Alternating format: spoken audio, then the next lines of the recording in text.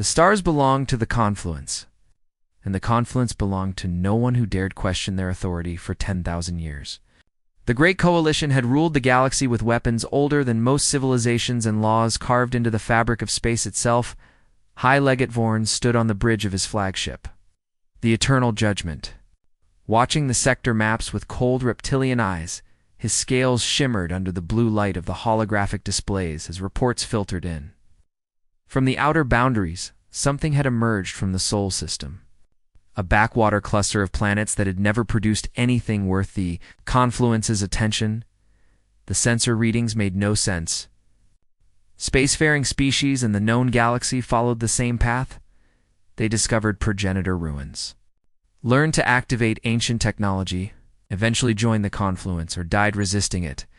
The progenitors had vanished millions of years ago, but their gifts remained scattered across thousands of worlds, faster-than-light engines that bent space like paper, energy shields that could stop stars from burning, weapons that turned matter into light. These were not inventions but inheritance. The species of the galaxy were children playing with their ancestors' tools, and the confluence made sure they played by the rules. Vorn had enforced those rules for 3 centuries. He had watched primitive species bow before confluence might, had seen defiant worlds burn to glass, had accepted the surrender of 1,000 rebellious captains. This should have been no different. A vessel approaching from Sol, measured 4 kilometers long, a massive construction of metal and purpose that registered on every scanner as something fundamentally wrong. Analysis. Vorn commanded, his voice a hiss that made his subordinates straighten. The sensor officer, a thin creature from the Ythril species with too many fingers, worked frantically at her console. High Legate, the vessel does not match any known configuration in our databases. All unknown vessels match eventually. Vorn replied, cross-reference with progenitor archives. The officer's fingers danced across the controls, then froze. Sir, the propulsion system registers no progenitor signature. Vorn's inner eyelids flickered, a sign of confusion he quickly suppressed. Impossible. The energy readings are completely different from standard fold space drives. The officer continued, and the weapons. She stopped, her voice catching. What weapons? We cannot identify them. High Legate, the computer flags them as unknown technology. Vorn moved closer to the display, studying the massive vessel hanging in the void like a predator waiting to strike. Its hull was dark gray, almost black, covered in strange protrusions and what looked like hundreds of gun ports. No elegant curves like progenitor designs, no shimmer of advanced energy fields, just brutal, angular efficiency, open communication. Vorn ordered standard compliance protocol. The communication officer activated the transmission, broadcasting in the 17 most common galactic languages. Unknown vessel, you have entered confluence-protected space. Power down your weapons and prepare for inspection. Failure to comply will result in your immediate destruction. Acknowledge. The response came after a moment, in a language the computers had to translate. The voice was female, calm, and utterly unconcerned. This is Captain Elizabeth Shao of the United Earth ship Indomitable. We are here to establish diplomatic contact with galactic civilizations. We are not powering down anything. Vorn's claws clicked against the armrest of his command chair. Captain Shao, you will comply with confluence law or face consequences. This is your final warning. Another pause. Then the human's voice returned. No one word, one syllable. Absolute rejection of 10,000 years of galactic order. Felt something he had not experienced in decades. Uncertainty. No species said no to the confluence. Not after seeing a fleet of 47 warships arranged in battle formation. Not after being told the alternative was annihilation. He looked at his tactical officer, a burly Kashari warrior who had served under him for a century. Battle readiness. All ships to combat stations.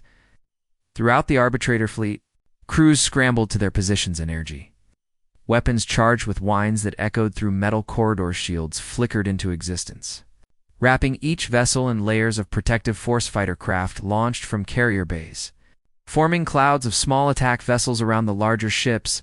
The human ship did nothing.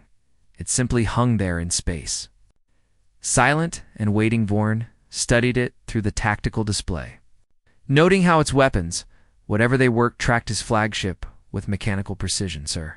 Ah, The tactical officer said, "Should we fire a warning shot?" Vorn considered this a warning shot was standard procedure. A demonstration of power that usually brought compliance, but something about the human vessel made him hesitate, the way it positioned itself. The confidence in its captain's voice. The absolute stillness of its formation. This was not a ship that expected to lose, disable their propulsion system. Vorn ordered minimal force. Make them drift. The Eternal Judgment's primary cannon swiveled. Targeting the rear of the human vessel where the strange propulsion system glowed with unnatural light, the weapon fired. A lance of coherent energy that had melted through the hulls of countless defiant ships. What happened next would be analyzed by military historians for generations. Human ships' surface erupted with light. Hundreds of small ports opened, and streams of something projectiles. Moving faster than confluence point defense systems were designed to track, intercepted the energy beam in space. Beam detonated early, creating a massive fireball that bloomed and died in the vacuum. Alarm screamed across the Eternal Judgment's bridge. They shot down our energy weapon. His voice hollow with disbelief. How is that possible? Vorn stared at the tactical display, watching as the human ship's weapons continued to track his fleet. Every ship, every fighter, every missile port. The computer counted over 3,000 independent targeting solutions. All active, all waiting. Captain Zhao's voice came over the communication channel again. Still calm, still utterly composed. "We came to talk. You came to threaten. Choose your next move carefully." Vorn had faced rebels before, had stared down warlords and pirates and desperate species fighting for survival. He had never retreated. He never shown weakness. He was High Legate of the Confluence, commander of the Arbitrator Fleet, enforcer of Galactic HFY. Made his choice. All ships he commanded open fire, destroy them. The Arbitrator Fleet erupted with light and fury. 47 warships unleashing everything they had at the single human vessel and the human vessel. The U's indomitable, finally moved. It accelerated forward, straight into the teeth of the Confluence attack. And Captain Elizabeth Zhao discovered that High Legate Vorn had made the last mistake of his long life. The Battle of Kepler's Edge had begun. The first salvo from the Arbitrator Fleet would have vaporized any normal vessel in the Confluence. Navy 47 warships firing in coordination, their energy weapons calibrated to overwhelm shields and reduce hulls to molten slag. High Legate Vorn watched the tactical display, expecting to see the human ship disintegrate under the combined firepower of his fleet. Instead, he witnessed something that defied everything he knew about space warfare. The U.S. Indomitable's hull lit up like a star going supernova. Thousands of weapons ports activated simultaneously, creating a sphere of defensive fire around the massive battleship. The Confluence energy beams struck this sphere and died, not deflected, not absorbed, destroyed. Each beam met a stream of kinetic projectiles, moving at velocities that made the targeting computers scream warnings. Tungsten slugs, each one accelerated to a fraction of light speed, intercepted the energy weapons and detonated them in massive explosions of superheated plasmatha. Vacuum of space filled with brief suns that bloomed in. Fadevarn's claws dug into his command chair. What kind of defensive system is this? His tactical officer worked frantically at his console, trying to process data that made no sense. They are shooting our weapons out of space. High Legate, the computer calculates they are firing over 15,000 rounds per second. Impossible. Vorn hissed. No targeting system can process that many solutions. Theirs can. Sir. Captain Elizabeth Zhao stood on the bridge of the Indomitable, watching the battle unfold with the cold efficiency of someone who had trained for this moment her entire career. Around her, the bridge crew worked with precise coordination, their hands moving across holographic controls that managed the ship's devastating arsenal point. Defense holding at 98% efficiency, reported Lieutenant Chen from the weapons station. Enemy fire patterns are predictable. They use the same attack vectors as their simulations, suggested Zhao. Nodded. Humanity had spent decades studying a scrap of information they could gather about galactic civilizations. Intercepted transmissions, salvaged technology from ancient probe wreckage, Mathematical modeling of how species using progenitor technology would fight the confluence tactics were exactly as predicted. Overwhelming firepower from maximum range, expecting their targets to either surrender or die quickly, they had never fought anyone who could shoot back effectively. Helm. Bring us about, Xiao ordered tactical. Prepare main battery. Target the flagship. The Indomitable rotated with surprising grace for something so massive. Its primary weapons swiveling to face the eternal judgment. Vern saw the movement and felt ice form in his chest. The human ship's main guns were enormous. Far larger than any kinetic weapon had a right to beak. Kinetic weapons were primitive, inefficient. Easily defeated by modern shields, everyone knew this. The Confluence had abandoned such crude technology millennia ago. Evasive maneuvers. Vorn commanded maximum shield power to forward sections. The eternal judgment began to turn. Its ancient progenitor engines bending space to move the massive vessel, but space is large, and ships are slow to change direction. And the humans had calculated everything perfectly.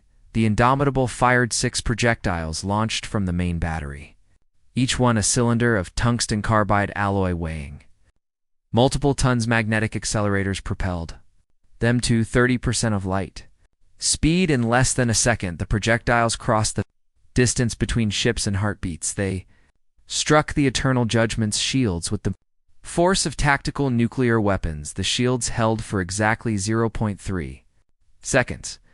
The energy barrier that could deflect plasma hot enough to melt planets, that could dissipate laser strikes powerful enough to boil oceans, simply ceased to exist under the kinetic onslaught. The shields were designed to spread heat and redirect energy. They were never designed to stop solid matter moving at relativistic speeds. The first 3 projectiles shattered the shield and kept going. They hit the Eternal Judgment's hull and punched through like bullets through wet paper. The next 3 projectiles followed the holes created by the first. They penetrated deep into the ship's interior, their passage creating supersonic shockwaves that tore through compartments and corridors. The flagship of the Arbitrator fleet shuddered as its structural integrity failed. Vorn felt the deck lurch beneath him as emergency klaxons screamed damage report.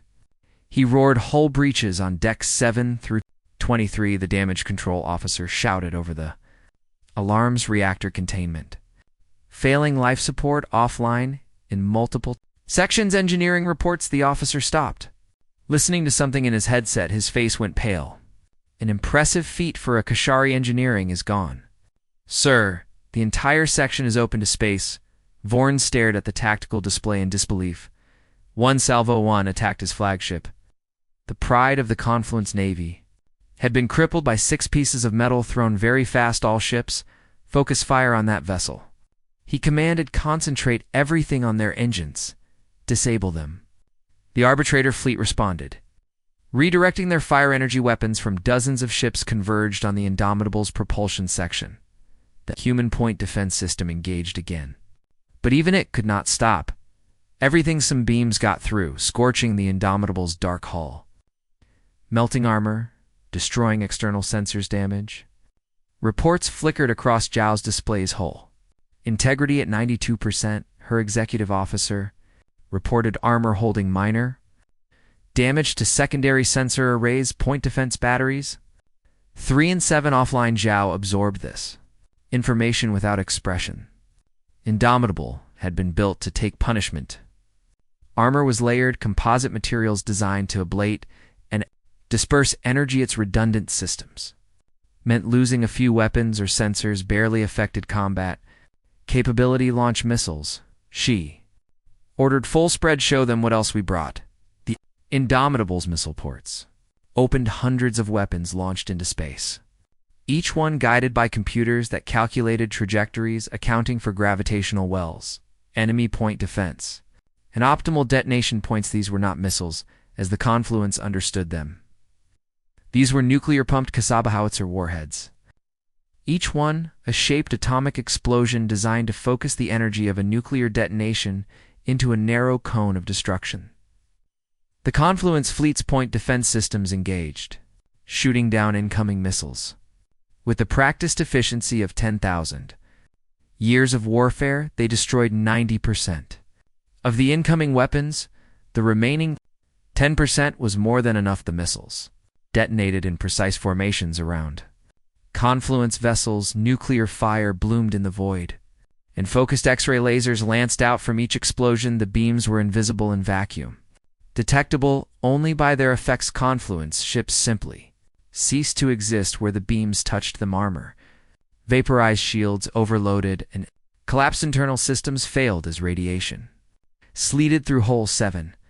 Confluence warships died in the first missile exchange. Another 12 were crippled, drifting and burning. Vorn watched his fleet dissolve before his eyes and finally understood the humans had not come to negotiate from a position of weakness. They had come to demonstrate exactly what would happen if the Confluence chose violence. Cease fire. He commanded all ships, cease fire. But the order came too late. The Indomitable had already launched its second salvo, and Captain Zhao had no intention of leaving threats to humanity's survival intact. The Battle of Kepler's Edge continued, and with each passing minute, the Arbitrator fleet learned the hard lesson that 10,000 years of technological stagnation had not prepared them for a species that fought their way to the stars. The humans called it warfare. The Confluence called it slaughter. History would call it the moment everything changed. 17 minutes was all it took to destroy the Arbitrator fleet. 17 minutes to shatter 10,000 years of certainty. Minutes to prove that humanity was not like other species. High Legate Vorn clung to his command chair as the eternal judgment died around him. Emergency lighting cast everything in red. Shadow smoke filled the bridge from electrical fires that overwhelmed the damaged life support systems. Bodies lay crumpled at their stations where bulkheads had failed and decompression had claimed them through the failing view screens. Vorn watched the UES Indomitable maneuver through his fleet like a shark through fish. The human battleship moved with purpose and precision, its weapons never stopping, never missing, never showing mercy. Another Confluence destroyer exploded as railgun fire cored it from stem to stern. Sir, we must abandon ship, his executive officer said, the warrior's voice breaking with something Vorn had never heard from him before. Fear sound, the evacuation launch all escape pods. Vorn wanted to refuse, wanted to go down with his ship like the commander he claimed to be, but he had a duty beyond personal pride. He had to warn the Confluence, had to tell them what was coming. Do it, he commanded. Throughout what remained of the Arbitrator fleet, crews abandoned their dying ships. Escape pods launched into space by the thousands, small bright dots fleeing the carnage. The Indomitable's weapons tracked each pod, calculating firing solutions, then deliberately did not fire. Captain Zhao watched the evacuation on her tactical display. They are abandoning ships. Lieutenant Chen reported. Should we know? Zhao interrupted. We target military vessels only. Let them go. They will carry word of what happened here. Chen nodded. The young officer had wanted to ask the question, but was relieved not to have to kill fleeing survivors. Humanity had rules about such things. Rules that apparently the Confluence did not share based on the intelligence reports. Battle continued around them as remaining Confluence ships attempted new tactics. A squadron of light cruisers tried to flank the Indomitable, using their superior speed to get behind the human vessel where its point defense might be weaker. The Indomitable rotated on its axis, bringing weapons to bear on all vectors simultaneously. The cruisers died before they completed their maneuver. A carrier launched its entire fighter complement, over 300 small craft that swarmed toward the human battleship. Confluence doctrine held that numbers could overwhelm even superior point defense through sheer volume. The doctrine was outdated by several thousand years. The Indomitable's close-range defense grid activated thousands of computer-guided cannons, tracked individual fighters, each weapon firing bursts of tungsten pellets at rates that turned space into a solid wall of metal. Fighters disintegrated by the dozens. Pilots who had trained for years died in seconds. The carrier tried to flee and took a railgun round that split it in half across the battlefield. Confluence ships attempted to close for boarding it, was their traditional method of dealing with defiant vessels. Get close. Override the airlocks. Flood the enemy ship with superior numbers. The humans had a response for this. Two as confluence boarding ships approached within 5,000 kilometers. The Indomitable deployed specialized warheads nuclear-pumped Kasaba howitzer weapons. Smaller than the ship-killer missiles, but far more numerous, they detonated in carefully calculated patterns, creating invisible walls of X-ray laser fire that carved the boarding vessels into fragments. Vorn watched all of this from his escape pod, listening to the screaming, radio chatter from his dying fleet captains, begging for reinforcements, tactical officers reporting weapon failures, damage control teams calling for help that would never come in through it all. The calm voice of Captain Elizabeth Shao, broadcasting on all frequencies, confluence vessels. You have one chance to survive this engagement. Power down your weapons and withdraw immediately. Any ship that continues hostile action will be destroyed. This is your only warning. Some captains took the offer ships powered down their weapons, turned away from the battle, and fled into the darkness. The Indomitable let them go. Its weapons tracking, but not firing other captains. Proud warriors who had never retreated, who could not conceive of defeat. Pressed their attacks, they did each one without exception. The Indomitable's damage control teams worked efficiently to repair the damage the ship had taken. The confluence weapons had managed to punch through point defense enough times to scorch armor and destroy external systems, but the human ship was built with redundancy in mind. Every critical system had backups, every damaged section could be isolated and sealed. The ship was designed to keep fighting even with 30% casualties, and 50% damage had taken 8% damage and lost exactly 0 crew members to enemy action too. Technicians had been injured by falling equipment during evasive maneuvers. Both were already back on duty. Lieutenant Chen studied the tactical display as the last confluence ships either fled or died. Sir, one count, 47 enemy vessels, 31 destroyed, 16 retreating, 0 remaining hostile contacts. Zhao nodded slowly, her face expressionless. She had just commanded the first major space battle in human history, had destroyed ships that had sailed the stars for centuries, had killed thousands of beings she knew nothing about. But she had also protected Earth, had proven that humanity would not bow to threats, had bought her species time to prepare for whatever came next. Communications. Open a channel on all confluence frequencies. She ordered wide broadcast. The communication officer nodded. Channel open. Captain Shao took a breath, choosing her words carefully. What she said next would echo across the galaxy. This is Captain Elizabeth Shao of the United Earth. To all confluence vessels and stations within range today, your fleet came to Seoul with weapons powered and demands ready. You assumed we would submit because that is what species do. In your experience, you assumed wrong. She gestured, and tactical data from the battle began transmitting alongside her voice.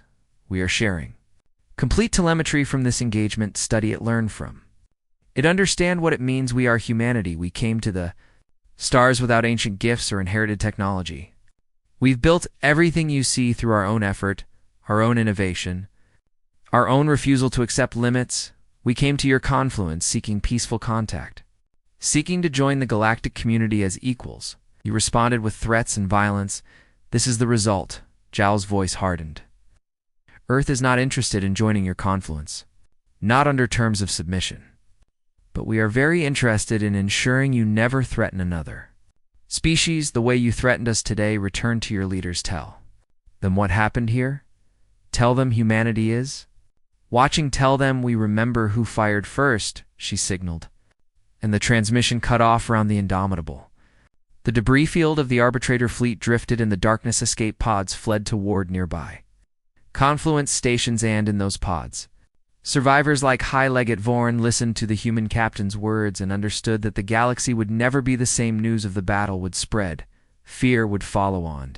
Ancient confluence, which had ruled through superior technology and overwhelming force for 10 millennia, would learn what it meant to face a species that earned their place among the stars. The battle of Kepler's edge was over, but the real war, the war for the future of galactic civilization, was just beginning.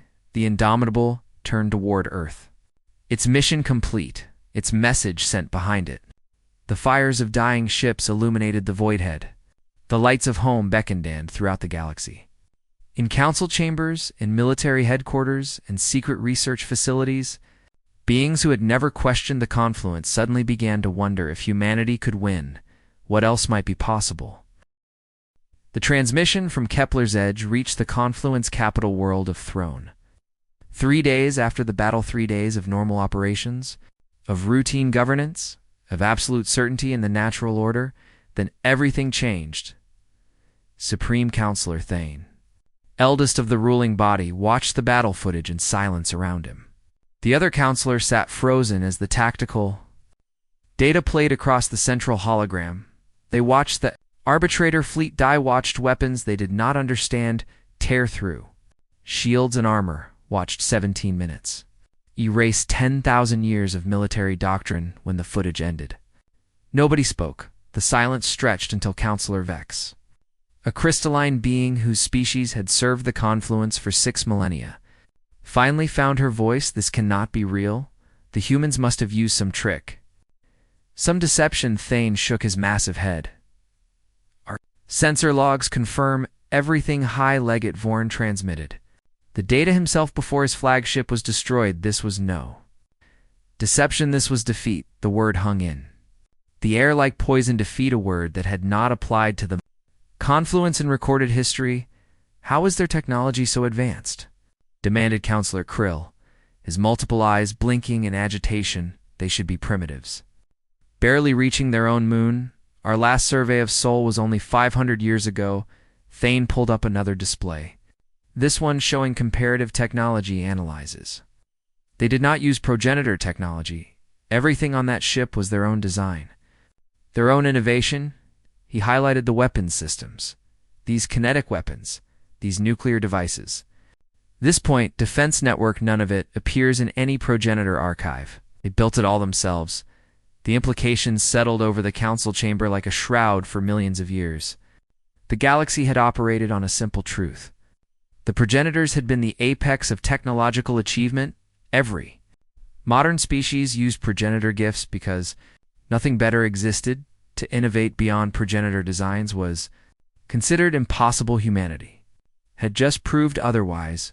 We must destroy them, Counselor Vex declared. Before they spread, before they inspire others, assemble the Grand Armada. Glass their homeworld, make an example that will last 1,000,000 years. Murmurs of agreement rippled through the chamber, but Thane raised his hand for silence. And if we lose? The questions stopped. The murmurs cold. They defeated 47 ships with 1 vessel. Thane continued, what happens when we send 200 dreadnoughts and they send 5 ships? 10. What happens when other species see the confluence lose again? Counselor Krill leaned forward. Then what do you propose? We cannot simply ignore this threat. Before Thane could answer, alarms blared throughout the council chamber. The security chief burst through the chamber doors, his face showing the kind of panic that servants of the confluence were not supposed to display. Counselors, we have a situation. Multiple client species have begun mobilizing their defense fleets. They are not responding to stand-down orders. Thane felt his chest tighten. Which species? 17 so far. Supreme Counselor the Thene, the Ythrel, the Corvon. All of them have seen the battle footage. All of them are demanding representation in confluence governance. They say if humanity can defy the confluence and survive, so can they. The council chamber erupted in shouting, counselors demanding immediate military action, others calling for diplomatic solutions, still others simply expressing disbelief, sat in silence, understanding that Kepler's edge had not just destroyed a fleet, had shattered the foundation of confluence authority in the Thene homeworld. Dr. Kavaris worked through the night in his laboratory. The elderly scholar had spent his life studying progenitor ruins, decoding ancient texts, piecing together the history of the galaxy's mysterious benefactors. Now, in light of the human revelation, he examined that history with new eyes. The texts spoke of the progenitors' great mission to bring order to the galaxy, to uplift primitive species, to guide them toward civilization. But Kavaris noticed something he had overlooked before: phrases like domestication protocols and aggression suppression. And behavioral modification. He pulled up genetic records from the Confederations, biological archives.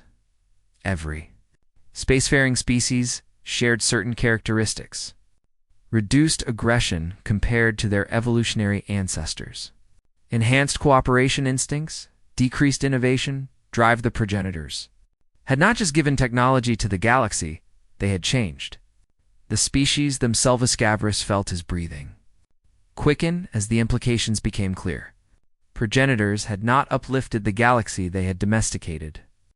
If they had taken potentially dangerous species and bred the fire out of them, creating docile populations that would use progenitor technology without ever surpassing it. They had seeded that technology everywhere, ensuring that developing species would always take the easy path of reverse engineering rather than the hard path of innovation. Earth had been too far away, too isolated for the progenitors to reach before their disappearance. Humanity had developed naturally. They were what spacefaring species were supposed to be like before the progenitors intervened. Aggressive, innovative, refusing to accept limits. Kavaris sat back in his chair, staring at his research. He should report this to the Confluence, should share this discovery with the Council, but looking at the data, at the proof that his entire civilization was built on domestication and stagnation, he made a different choice. He encrypted his research and sent it to every major research institution in the galaxy, including several on Earth, within hours. The transmission had spread beyond any hope of containment. Scientists across hundreds of worlds began examining their own genetic records, their own histories. The evidence was undeniable. The progenitors had crippled the galaxy's potential, and only humanity, isolated and independent, had escaped enthroned. Supreme Counselor Thane read Kavaris's research with growing horror. Political implications were catastrophic if client species learned they had been deliberately weakened. Deliberately limited. Rebellion would spread like wildfire, though. Confluence would fracture. Chaos would reign. He called an emergency session of the Council. We have no choice, he announced. We must destroy humanity before this goes further.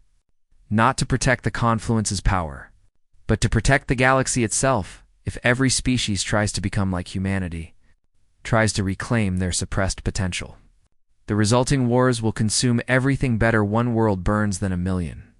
The Council voted the Grand Armada would launch 200 dreadnoughts, the largest fleet assembled in 3,000 years there. Mission: travel to Sol and eliminate the human threat permanently. But even as the orders went out, Thane knew the truth. The galaxy had already changed. Word of Kepler's edge had spread to far. Hope had been ignited in species that had forgotten what hope felt like. Hand hope, once kindled, was harder to extinguish than any fire on Earth. Captain Shao received the intelligence. Reports from Confluent Space. The Grand Armada was coming to 100 warships against humanity's 4 battleships. Numbers were not encouraging, but Earth had not survived the Cold War, the resource wars. In the long dark, by accepting defeat, send word to the UES defiant, unconquered, and valiant. Shao ordered all ships to rendezvous at Sol if the Confluence wants a war. We will give them one they will never forget. Her executive officer hesitated. Captain, even with 4 ships? The odds. I know the odds. Zhou interrupted. I also know what happens if we lose. Humanity does not get second chances.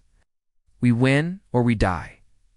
She looked out at the stars, at the vast galaxy that humanity had dreamed of joining. But we are not going to die, not today, not ever. The pieces were moving. The Grand Armada prepared to launch. Humanity readied its defenses, and across the galaxy, in secret meetings and whispered conversations, client species made plans of their own. The Battle of Kepler's Edge had been the spark. What came next would be the fire. The galaxy stood at a crossroads: continue down the path of domesticated stagnation, or reclaim the wild potential the progenitors had suppressed. Humanity had shown the way now. The question was whether the rest of the galaxy had the courage to follow. The Grand Armada emerged from fold space at the edge of the Sol system with enough firepower to sterilize 200 dreadnoughts, each one a masterpiece of progenitor engineering. Arranged in battle formations that had conquered galaxies, Supreme Admiral Kelthix stood on the bridge of the absolute victory. Watching the tactical displays with grim determination, his orders were clear: destroy Earth, eliminate humanity, restore Confluence authority. He expected to find a desperate defense. Perhaps some crude orbital platforms and the 4 battleships. Intelligence reported what he found instead made his blood run cold. The human fleet was exactly where predicted. For massive battleships in defensive formation around their homeworld, but they were not alone surrounding the human vessels. Protected by their guns was a fleet of refugee ships, hundreds of vessels from dozens of species, all broadcasting the same message. They sought humanity's protection. Kelthix recognized ship configurations from client species across Confluence, Space-themed science vessel C3 colony, transports Corvin merchant ships, some Kashari military craft. Deserters from their own fleets, all of them had seen the footage from Kepler's. All of them had read Cavers's research about progenitor domestication. All of them had chosen freedom over servitude. And they had fled to the only place in the galaxy that had successfully defied the Confluence. Captain Elizabeth Zhao watched the Grand Armada's arrival from the bridge of the UES Indomitable. Around her, the crew worked with practiced efficiency, preparing for a battle they all knew might be their last 200 confirmed contacts. Lieutenant Chen reported Dreadnought class, fully armed. They are holding position at maximum weapons range, the refugee fleet. Xiao asked her. Executive officer pulled up a display, 347 vessels. All civilian or lightly armed. They are requesting permission to shelter behind our formation. Xiao studied the tactical situation for human battleships against 200 Confluence dreadnoughts. The math was brutal even with humanity's technological advantages. Even with superior weapons and tactics, the sheer weight of numbers would tell eventually, but the refugee ships changed everything. If Xiao broke formation to engage the Grand Armada aggressively, the refugees would be exposed. The Confluence would slaughter them if she held position to protect the refugees. The human fleet would have to fight defensively, surrendering the initiative either way. The odds were not good. Open a channel to the other captains. Zhao ordered. Captain Marcus Rivera of the UES Defiant appeared on one screen, his scarred face showing the same grim determination Zhao felt. Captain Sarah Chen of the UES Unconquered nodded in greeting. Her eyes hard. Captain James Wilson of the UES Valiant smiled slightly, the expression of someone who had accepted what was coming. You all see the situation, Xiao said. We can hit them hard and fast. Maybe take down 50 or 60 ships before they overwhelm us, but the refugees will die, or we can stand our ground and protect them. Give them a chance to escape while we buy time. Rivera spoke first. We did not come to the stars to abandon people in need. We hold the line. Chen nodded, agreed. If we wanted easy victories, we would have stayed home. Wilson's smile widened. Besides, 200 to 4. I have seen worse odds. At least this time we know what we are fighting for. Xiao felt something tight in her chest loosen. She had known her fellow captains would make this choice, but hearing it confirmed mattered. All ships, defensive formation around the refugee fleet. She ordered. We do not win this by killing them all. We win by showing the galaxy there is another way. Supreme Admiral Kelthix watched the human ships move into position and felt grudging respect. They had to know they could not win, had to understand that protecting the refugees made victory impossible, yet they chose it anyway. All ships advanced to attack range. He ordered. Target the human vessels, avoid hitting refugee craft if possible. But destroying humanity is the priority. The Grand Armada surged forward, a wave of destruction that had never been stopped. The 4 human battleships, tiny by comparison, stood their ground. The battle began. The Indomitable's weapons spoke first, railguns hurling tungsten death across the void. Confluence dreadnoughts died, their shields and armor no match for kinetic weapons moving at relativistic speeds. But for every ship that died, 2 more took its place. The human point defense systems lit up space with defensive fire, shooting down energy beams and missiles by the thousands, but even they could not stop everything. The Defiant took a direct hit from a Confluence Lance weapon, the energy beam burning through armor and destroying its primary. Reactor Captain Rivera's last transmission was calm, valiant. "Cover our sector. Do not let them through." The Defiant's engines flared one final time, driving the crippled ship directly into a cluster of Confluence vessels. The reactor detonated, taking 3 dreadnoughts with it. Xiao felt tears sting her eyes, but kept her voice steady. "All ships. Titan formation, do not give them an opening." The Unconquered and Valiant moved to fill the gap, their weapons never stopping behind them. Refugee ships began to flee toward the outer system, toward fold space jump points that would take them to safety. The human battleships bought them time with blood and sacrifice. Confluence fighters swarmed the Unconquered, overwhelming its point defense through sheer numbers. Captain Chen broadcast on all frequencies. "Tell them we fought well. Tell them humanity does not surrender." The Unconquered's magazine detonated, creating an explosion that consumed the fighter swarm and crippled 2 more dreadnoughts. Now only 2 human ships remained, the Indomitable and the Valiant, back to back, surrounded by the broken hulls of 60 Confluence vessels. But the Grand Armada still had over 100. Ships still had enough firepower to finish this supreme. Admiral Kelthix prepared to give the final order. Then something unexpected happened. A Thene's science vessel, one of the refugees, broke formation, then a Ythrael transport, then a dozen Corvin ships. They positioned themselves between the human battleships and the Confluence fleet. Admiral, his tactical officer, reported, "The refugee vessels are hailing us." Kelthix listened to the transmission with growing disbelief. "We are the liberated peoples of the Confederation." The message declared, "We have lived under Confluence rule for millennia, accepting our place, accepting our limits. The humans showed us we do not have to accept anything if you want to destroy them. You will have to go through us first." More ships joined the formation vessels, with no weapons, no shields, no hope of survival. Just beings who had decided that some things mattered more than living. Kelethix stared at the display, understanding finally what Kepler's edge had truly changed.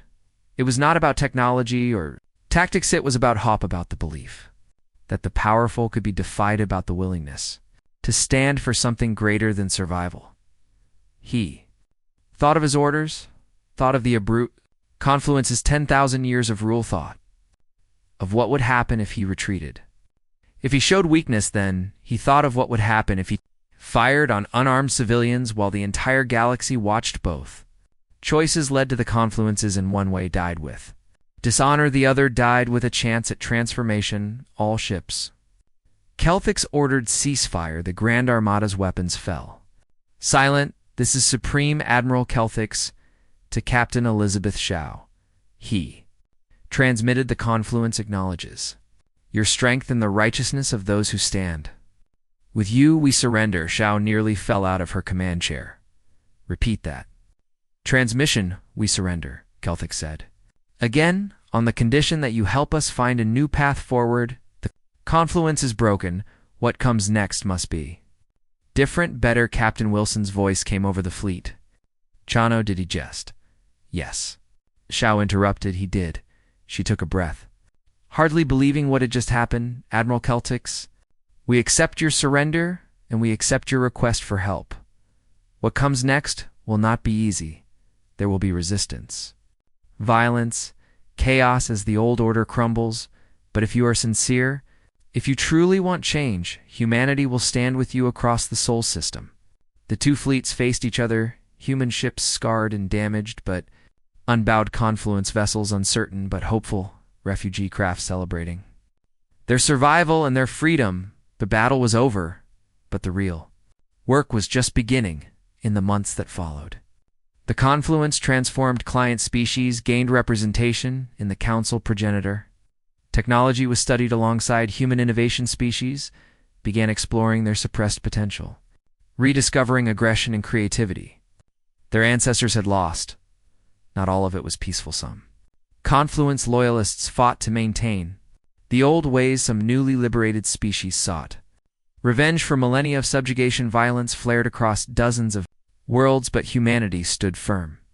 Their battleships protecting the weak, their diplomats mediating disputes, their scientists sharing knowledge, the UES Indomitable became a symbol throughout the galaxy not of human dominance, but of the refusal to submit, of the willingness to stand for others, of the possibility of change. Cavrous published his complete research, showing definitively how the progenitors had shaped the galaxy. Some species embraced the truth, the others rejected it, but none could ignore it. In Earth, Captain Zhao stood before the United Nations, receiving humanity's highest honors, but she did not feel like a hero.